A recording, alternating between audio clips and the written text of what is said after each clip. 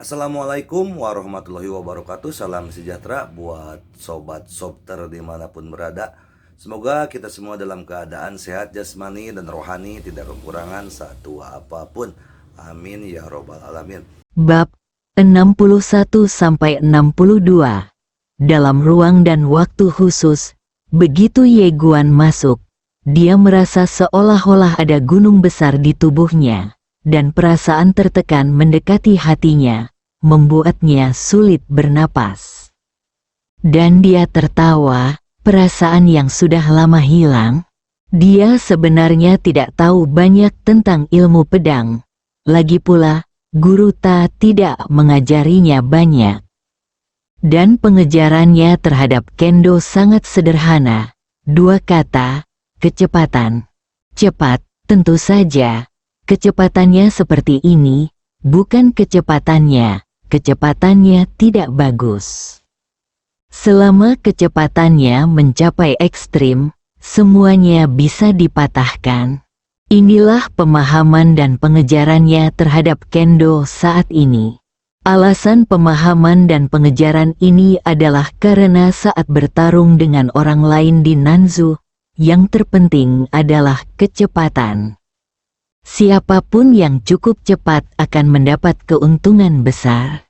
Oleh karena itu, saat dia berlatih sekarang, dia hanya punya satu kata, cepat.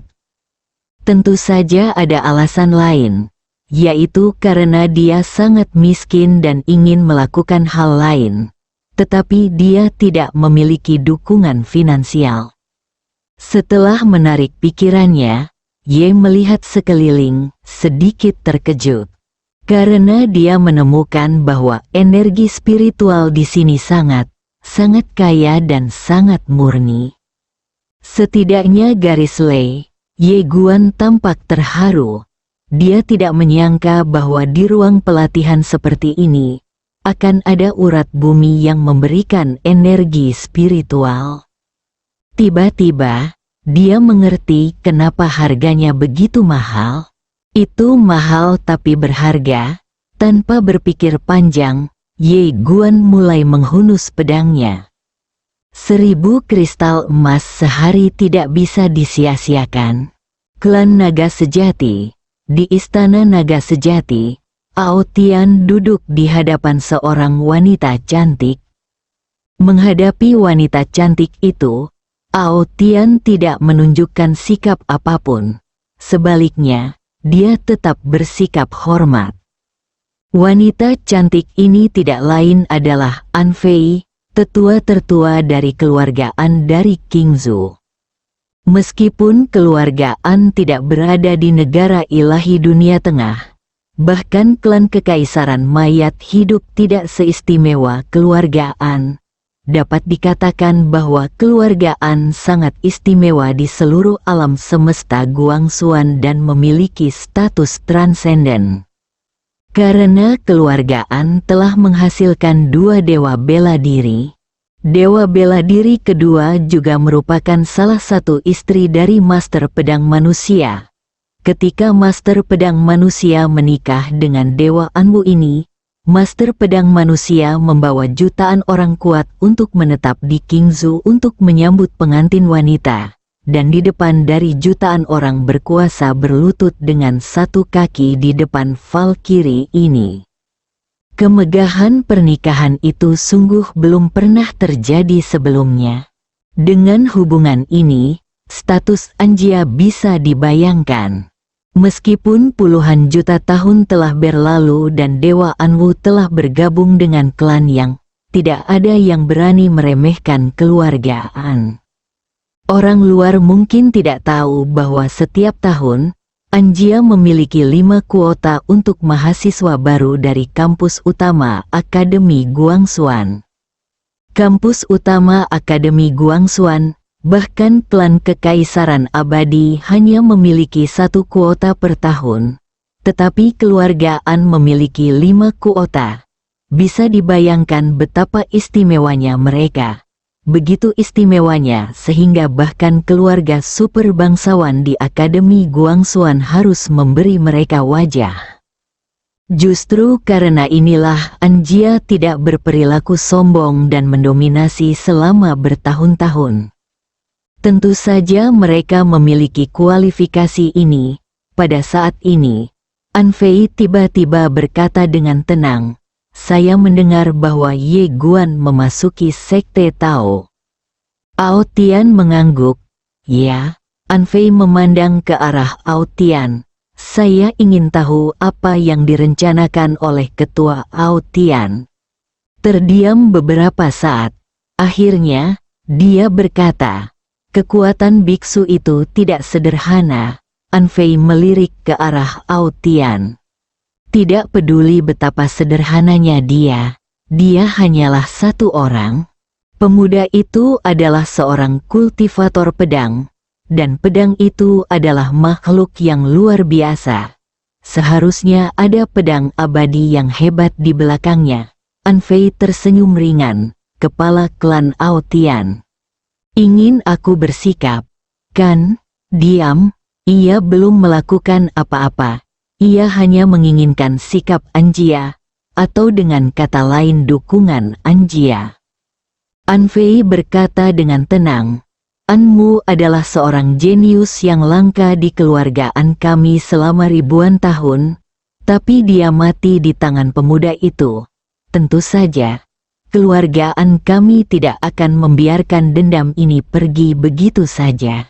Tapi," katanya, dia memandang Ao Tian, "tidak nyaman bagi kami untuk mengambil tindakan secara terbuka. Apakah Anda mengerti, Ketua Ao Tian?" Ao Tian mengangguk, dimengerti. "Pertarungan yang adil, jika keluargaan datang untuk membalas sekarang, itu pasti benar." Anfei tiba-tiba berkata, "Tahun ini, keluargaan saya juga memiliki 5 tempat untuk pergi ke kampus utama Akademi Guangxuan. Namun, generasi keluargaan saya ini memiliki bakat yang lebih sedikit. Jadi kami ingin memberikan salah satu tempat kepada naga sejati klan." Mendengar ini, Ao Tian matanya tiba-tiba menyipit, dan ekstasi muncul di hatinya. Inilah tujuannya. Orang jahat klan naga sejati ada di sini untuk melakukannya, tapi kamu harus memberi manfaat kepada Anjia. Ao Tian menekan kegembiraan di dalam hatinya dan berkata sambil tersenyum, "Penatua Anfei, jangan khawatir, anak laki-laki itu tidak akan selamat." Anfei mengangguk sedikit, lalu berdiri. Kepala Ao Tian, "Anak laki-laki ini bisa kekuatan seperti itu. Dia bukanlah seorang jenius yang sederhana. Tapi cara terbaik untuk menghadapi kejeniusan luar biasa ini adalah dengan membunuhnya sepenuhnya sebelum ia tumbuh besar." Saat dia mengatakan ini, dia melihat ke arah Ao Tian. "Ye Chang, Meng Duo, Ao." Tian mengangguk. Saya mengerti." Anfei mengangguk sedikit, tidak berkata apa-apa, dan berjalan keluar. Begitu Anfei pergi, Ao Tian tiba-tiba tertawa.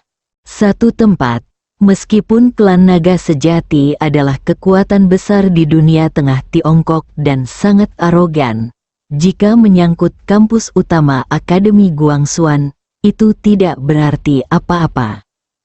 Bahkan jika jenius paling jahat dari klan naga sejati ingin pergi ke kampus utama Akademi Guangxuan, itu akan sangat sulit. Tempat itu sangat mesum. Negara ilahi bumi tengah menguasai 3.000 dunia. Namun, ada 9 negara besar seperti itu. Oleh karena itu, mereka juga disebut Kyushu. Kyushu berada di bawah kendali alam semesta. Guangxuan diketahui ada puluhan ribu alam semesta. Puluhan ribu alam semesta paralel. Di setiap alam semesta paralel, dunianya lebih besar dari dunia tengah Tiongkok. Dan semua monster jenius di alam semesta paralel juga mengincar kampus utama Akademi Guangxuan. Bisa dibayangkan betapa mengerikannya persaingan ini. Belum lagi 6 keluarga besar bangsawan. Bahkan jika para jenius Akademi Guangxuan di Tiongkok ingin pergi ke kampus utama Akademi Guangxuan, itu akan sangat sulit. Sederhananya, hanya ada 2 cara untuk menuju kampus utama Akademi Guangxuan. Pertama, Anda memiliki latar belakang yang luar biasa, seperti Anjia, seperti klan kekaisaran mayat hidup. Kedua, Anda benar-benar sangat menantang sehingga kampus utama Akademi Guangxuan pun tidak dapat menolak Anda. Dan orang seperti ini, Anda mungkin tidak dapat menemukannya dalam 10.000 tahun. Dan siapa yang terakhir? Itu Ye Yu dari keluarga Ye di Qingzhou. Sekarang di Akademi Guangxuan, dia dikenal sebagai pendekar pedang nomor 1 di masa lalu. Oleh karena itu, sangat-sangat berharga bagi klan naga sejati untuk mendapatkan kuota. Ao Tian menekan kegembiraan di dalam hatinya dan berkata, seseorang datang. Pada saat ini, seorang lelaki tua muncul di depan Ao Tian. Ao Tian berkata dengan tenang, kumpulkan semua naga dewasa sejati dari klan kita dan langsung pergi ke gerbang Tao.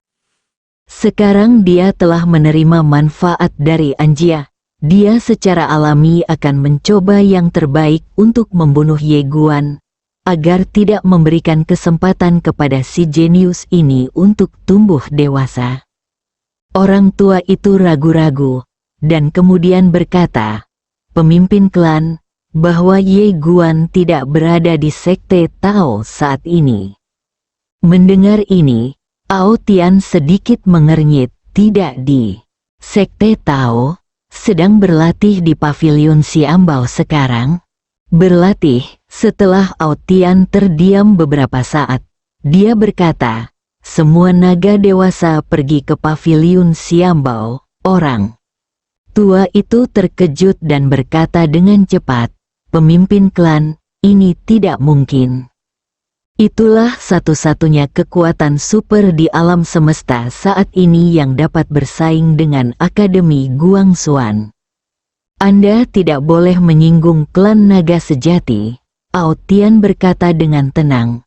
Jangan khawatir, saya tidak akan menyerang pavilion Xiambao. Saya ingin menunggu dia keluar, lalu membunuhnya secara langsung. Mendengar ini, lelaki tua itu merasa lega. Jika pemimpin klan ini benar-benar ingin menyerang pavilion Xiambao, maka hanya akan terjadi pemberontakan. Mari menjadi kaya bersama. Oke, ayo mati bersama, tidak? Segera, sekelompok orang kuat dari klan naga sejati melonjak ke langit dari alam naga sejati dan langsung menuju pavilion harta karun abadi. Pavilion Xiambao, saat ini, Ye Guan telah tiba di ruang budidaya tingkat ke-11. Hanya butuh waktu kurang dari 3 jam baginya untuk beradaptasi sepenuhnya dengan ruang gravitasi ke-10. Setelah mencapai level ke-11, dia tiba-tiba mengerutkan kening. Tidak cukup kuat, jadi, dia langsung naik ke level 12. Ketika dia merasa kakinya seberat 1000 pon, dia langsung menyeringai. Inilah yang dia inginkan. Dia hanya ingin memaksakan dirinya sendiri.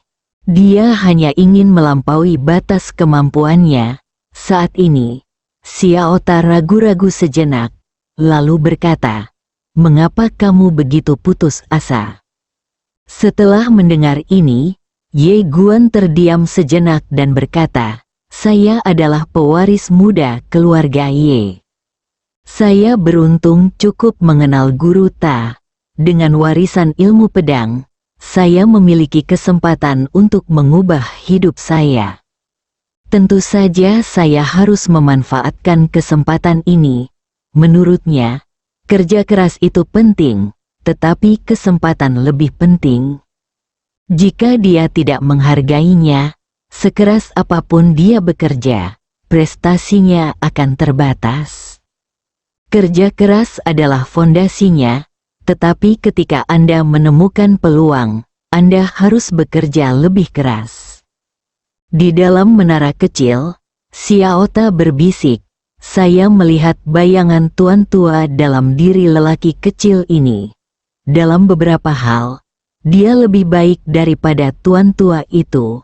Secara alami ia tahu siapa yang dibicarakan oleh tuan tua. Xiaota adalah penguasa pedang King San, salah satu dari 3 pedang tak terkalahkan saat itu. Xiaota berkata dengan lembut, "Jika tuan dan nyonya kecil dapat melihat lelaki kecil ini, mereka akan sangat bahagia." Suara misterius itu juga sunyi senyap.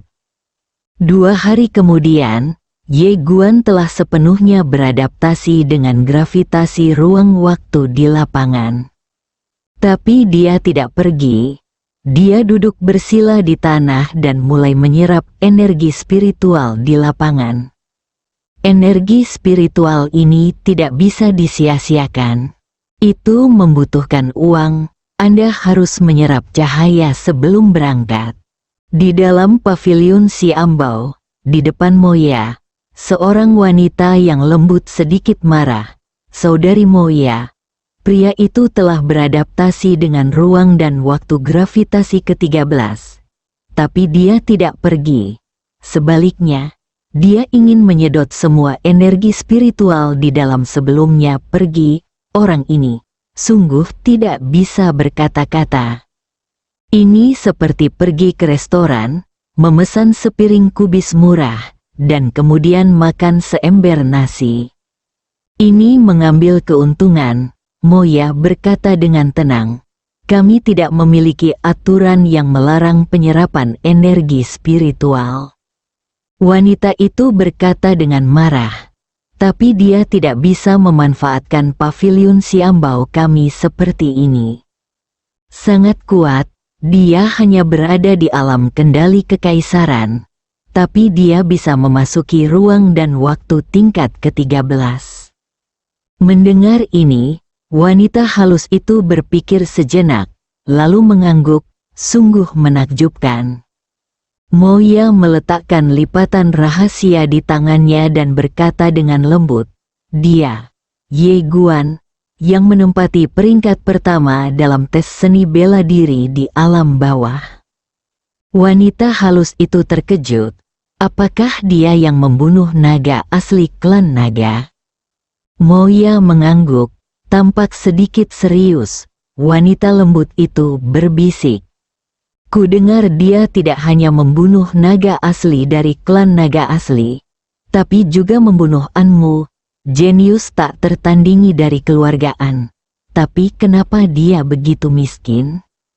"Karena dia menolak undangan dari Akademi Guangxuan di Tiongkok." Wanita cantik itu menggelengkan kepalanya, "Tidak rasional." Moya berkata sambil tersenyum, "Menurutku dia memiliki banyak tulang punggung dan darah." Suara yang dalam, "Anda tahu, setelah dia datang ke dunia tengah Tiongkok, dia mengunjungi klan Li, klan Senge, dan klan Dewa. Tetapi pada akhirnya ditolak, meskipun dia bergabung dengan Sekte Dao. Situasi saat ini Dao Sekte." Saat dia berkata, gelengkan kepalanya sedikit. Semua orang tahu apa yang terjadi di Sekte Tao. Sebuah kekuatan yang akan segera dimusnahkan. Moya tersenyum tipis. "Menurutku Sekte Tao sangat berani. Biksu senior Tao sedang berjudi. Taruhan besar. Jika taruhannya menang, mungkin Sekte Tao bisa bangkit. Jika mereka tidak bisa memenangkan taruhan, mereka sudah lagi pula. Betapa menyedihkannya itu." Wanita cantik itu berkata dengan lembut, "Itu benar." Pada saat ini, Moya tiba-tiba berkata, dia pergi ke 14 kali gravitasi ruang dan waktu. 14 waktu, Ekspresi kedua dewi menjadi sedikit serius. Anda tahu, bahkan beberapa orang kuat di alam pemadam langit tidak berani memasuki ruang dan waktu gravitasi 14 kali ini. Dan Ye Guan ini baru saja berada di alam kontrol langit. Ini keterlaluan, dalam ruang dan waktu dengan gravitasi 14 kali lipat, Ye Guan terus menghunus pedang. Seperti sebelumnya, awalnya sangat sulit, tetapi itu baru permulaan. Setelah beberapa saat, dia mulai perlahan beradaptasi dengan waktu dan ruang di lapangan. Selama periode waktu ini, dia tidak hanya menghunus pedang dan beradaptasi dengan ruang dan waktu. Dia masih menjelajahi ruang dan waktu. Dia menemukan bahwa ruang dan waktu ini memiliki hukum. Selama Anda memahami hukumnya, Anda bisa mendapatkan hasil 2 kali lipat dengan setengah usaha, ibarat berenang. Jika berenang mengikuti arus tentu akan jauh lebih cepat. Namun jika berenang melawan arus pasti akan berkali-kali lipat lebih sulit. Oleh karena itu, ketika dia berlatih, dia terus-menerus menjelajahi struktur ruang dan waktu. Kali ini, dia sangat cepat. Dalam waktu kurang dari sehari, dia mampu beradaptasi sepenuhnya dengan ruang waktu dengan gravitasi 14 kali lipat. Dan dia membutuhkan waktu 2 hari untuk menyerap semua energi spiritual di ruang waktu dengan gravitasi 14 kali lipat. Segera, dia datang langsung ke ruang dan waktu gravitasi ke-16. Karena gravitasi ruang waktu gravitasi ke-15 terlalu lemah dan tidak menantang, dia langsung menuju ke ruang dan waktu ke-16.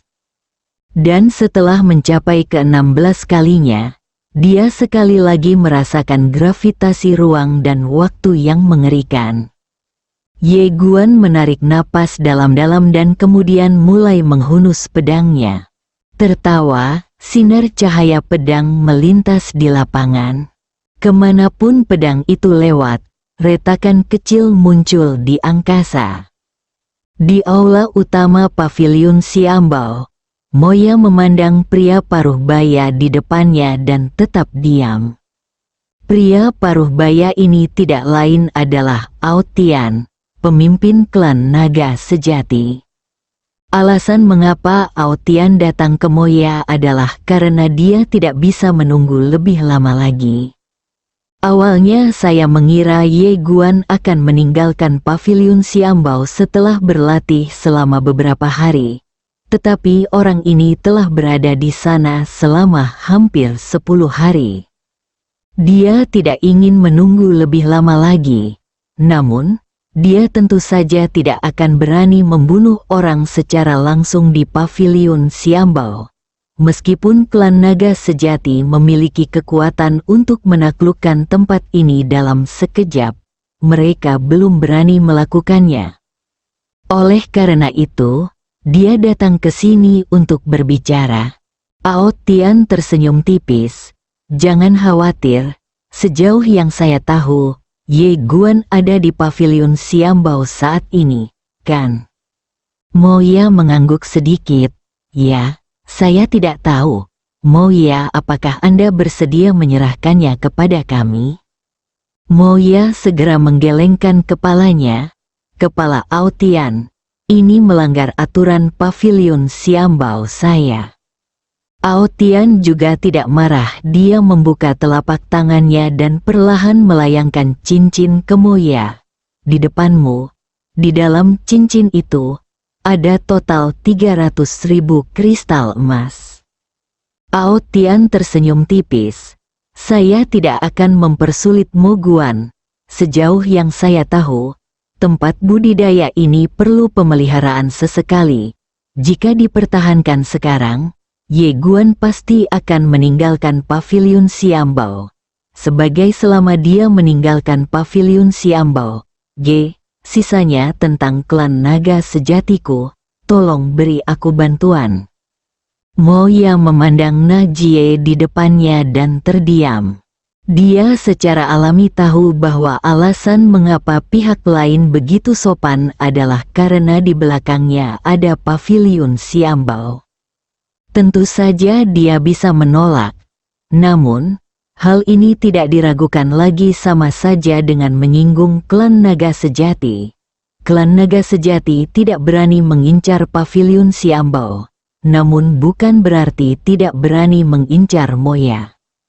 Jika klan naga sejati mau menyerah, akan mudah melepaskan identitasnya sebagai manajer paviliun Xiambao, dan begitu dia kehilangan perlindungan identitasnya, tidak akan mudah bagi klan naga sejati untuk memanfaatkannya. Ini bukanlah sesuatu yang bisa membuat dia tersinggung. Setelah membaca ini, Moya tersenyum tipis dan berkata, "Kepala klan Aotian, sama-sama." Saat dia mengatakan itu, dia meletakkan cincin itu. Melihat ini, Aotian tersenyum dan berkata, "Terima kasih banyak." Moya berkata dengan sungguh-sungguh, "Kepala Aotian, Anda tidak dapat melakukan apapun di paviliun Xiambao. Jika tidak, ini akan melanggar aturan, dan segalanya akan terjadi. Serius kalau begitu?" Aotian mengangguk. "Saya mengerti." Setelah mengatakan itu, dia berbalik dan pergi. Moya menghela nafas pelan, lalu berbalik dan berjalan menuju tempat sidang. Saat ini, Ye Guan masih berlatih di belakang Moya. Wanita cantik itu berkata, "Haruskah aku membiarkan dia keluar?" Moya berkata dengan tenang, "Tunggu sebentar." Wanita cantik itu bingung, "Saudari Moya." Moya menggelengkan kepalanya. "Kami tidak memiliki keluhan terhadapnya, dan kami tidak melakukan kesalahan apapun." Wanita lembut itu mengangguk sedikit, lalu melangkah ke samping. Sekitar 2 jam kemudian, dalam ruang waktu dengan gravitasi 16 kali lipat, Ye Guan tiba-tiba terbaring di tanah, dengan senyuman di wajahnya. Dan tidak jauh di depannya, ruang di sana terbelah. Hancurkan langit, kali ini, dia tidak hanya sepenuhnya beradaptasi dengan ruang dan waktu gravitasi 16 kali, tetapi dia juga mencapai terobosan. Hancurkan langit, ini benar-benar kejutan. Selain itu, kekuatannya telah meningkat setidaknya 5 kali lipat dibandingkan sebelum dia masuk. Di tanah, Ye Guan berbaring dengan tenang. Dia sangat menyukai perasaan lelah ini. Satu kata, keren. Ye Guan membuka telapak tangannya, dan pedang Xingdao muncul di tangannya. Melihat pedang berjalan di tangannya, Ye Guan berkata dengan lembut, "Tuan Ta, bisakah saya memodifikasi jurus pedang sukun yang menentukan hidup dan mati?" Xiao Ta terdiam sejenak, lalu berkata, "Mengapa?" Sejenak berkata, "Saudari Sukun adalah pendekar pedang yang hebat. Dia memiliki kekuatan dan keberanian untuk memutuskan hidup atau mati dengan satu pedang. Tapi saya hanyalah seorang pemula. Saya tidak memiliki pengalaman dalam hidup, tidak ada akumulasi tahun, dan saya tidak pernah terkalahkan. Jadi, tidak mungkin saya bisa seperti dia. Jadi meskipun saya memaksakan diri untuk belajar, saya hanya akan mempelajari bentuknya tetapi tidak mempelajari rohnya." Xiao Ta terdiam sejenak lalu berkata, "Bagaimana kamu ingin mengubahnya?" Ye Guan berpikir sejenak, lalu berkata, "Saya tidak memiliki momentum dan kekuatan yang tak terkalahkan. Tetapi saya dapat memiliki tekad yang tak terkalahkan pertarungan pedang untuk menentukan hidup dan mati. Jika aku tidak menggunakan pedang, itu saja. Cabut pedangnya, entah aku akan mati atau kamu yang akan mati." Brengsek, Xiaota sedikit bingung saat ini. Satu pedang menentukan hidup dan mati. Astaga. Keterampilan pedang ini telah diciptakan oleh seseorang sebelumnya. Sejarah terulang kembali. Ye Guan bertanya, Tuan Ta, bagaimana menurutmu? Setelah hening beberapa saat, Xiaota berkata, kamu bisa mengetahuinya sendiri. Ye Guan mengangguk sedikit. Oke, pedang singgau di tangannya. Dia merasa tidak perlu sepenuhnya mengikuti ilmu pedang orang lain. Ilmu pedang orang lain sangat kuat, tetapi mungkin tidak cocok untuk Anda. Yang paling penting adalah mengikuti apa yang ingin Anda lakukan dan cocok untuk Anda. Tentu saja, kamu bisa belajar dari skill pedang orang lain. Dan ketika dia berubah pikiran, dia menemukan bahwa akan sangat berbeda jika dia menggunakan pedang itu untuk menentukan hidup atau mati lagi. Jangan lagi mengejar yang tak terkalahkan. Kejar saja apa yang bisa Anda lakukan. Saat bertarung melawan orang lain, momentum dan pola pikir sangatlah penting. Jika kamu tidak menghunus pedang, itu saja. Jika kamu menghunus pedang, aku akan membunuhmu, atau kamu akan membunuhku. Sesederhana itu, pembunuhan instan dengan satu pedang adalah kegelapan. Satu pedang menentukan hidup dan mati, jelas. Sekarang dia menguasai dua keterampilan pedang. Baginya, itu sudah cukup. Kunci dari ilmu pedang adalah menjadi baik, jangan terlalu banyak. Setelah sekian lama, Ye Guan sekali lagi menyerap semua energi spiritual di lapangan, dan kemudian dia meninggalkan lapangan. Begitu dia pergi, dia bertemu Moya. Ye Guan tertegun. Gadis, Moya menatap Ye Guan, pemimpin klan naga sejati. Ao Tian, sedang menunggumu di luar bersama semua orang kuat dari klan naga sejati di. Wajah Ye Guan menjadi gelap. Moya menatap Ye Guan dan berkata dengan lembut, Tuan Ye, maafkan aku. Klan naga sejati telah menekanku. Aku tidak bisa membiarkanmu tinggal di pavilion Xiambao. Maafkan aku. Dimengerti. Setelah mengatakan itu, dia berjalan keluar. Pada saat ini, Moya tiba-tiba berkata, tunggu. Ye Guan menoleh untuk melihat Moya. Moya menggelengkan kepalanya. Semua orang kuat dari klan naga sejati ada di luar. Jika kamu pergi seperti ini, kamu pasti akan pergi. Mati. Saat dia berkata, membuka telapak tangannya, sebuah gulungan hitam perlahan melayang di depan Ye Guan. Ye Guan bingung. Apakah ini? Moya menatap Ye Guan. Gulungan teleportasi acak dapat memindahkanmu secara acak ke lokasi manapun dalam radius ratusan ribu mil. Ini dapat memberimu kesempatan untuk melarikan diri. Dia ragu-ragu sejenak, lalu berkata, Nona Moya, Anda. Moya tersenyum dan berkata, saya tidak dapat membantu Anda tanpa takut akan kekuasaan. Gulungan ini adalah satu-satunya cara saya dapat membantu Anda. Aku akan membantumu.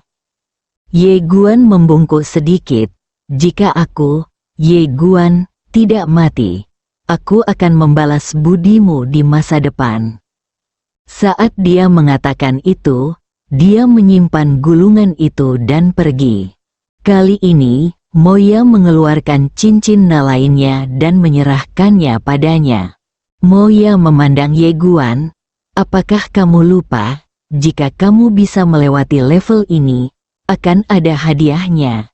Ini hadiahmu, ada 300.000 kristal emas. Ye Guan menggelengkan kepalanya, berikan saja kamu, nak. Moya berkata tidak. Paksakan saja Naji ke tangannya. Ye Guan ragu-ragu sejenak. lalu meletakkan cincin itu dan membungkuk sedikit. Selamat tinggal. Setelah Ye Guan pergi, wanita lembut di belakang Moya berkata dengan lembut, "Saudari Moya, itu adalah 300.000 kristal emas. Mengapa kamu tidak menginginkannya?" Moya berkata dengan lembut, "Seringkali, bantuan jauh lebih penting daripada uang." Bersambung.